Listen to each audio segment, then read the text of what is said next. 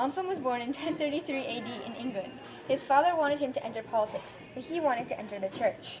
When his father refused, he prayed that he would get very sick, hoping that if he was about to die, they would let him enter the church. However, this didn't work, obviously, so he ran away and studied under Lefranc, a scholar. During this time, he created the Ontological Argument. When the archbishop died, the English clergy pushed the king to make Anselm the archbishop. The king didn't want to, though, and Anselm didn't want to become archbishop, so the position was empty for 4 years.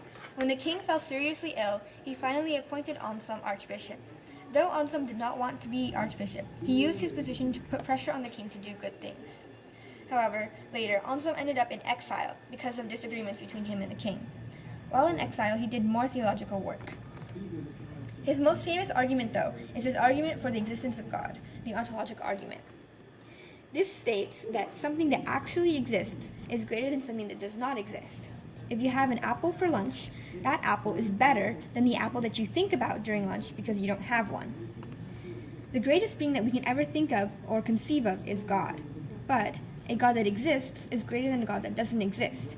No matter how hard we try, the greatest thing that we can think of has to be a God that exists. Therefore, God must exist.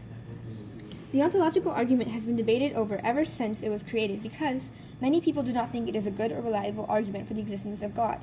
Guanolo, another philosopher at this time, responded to Anselm's argument by saying that if he can conceive of the most perfect island ever, where everything is wonderful and beautiful, etc., then this island must exist. But since it is obvious that an island like that may not necessarily exist, then his argument is obviously flawed.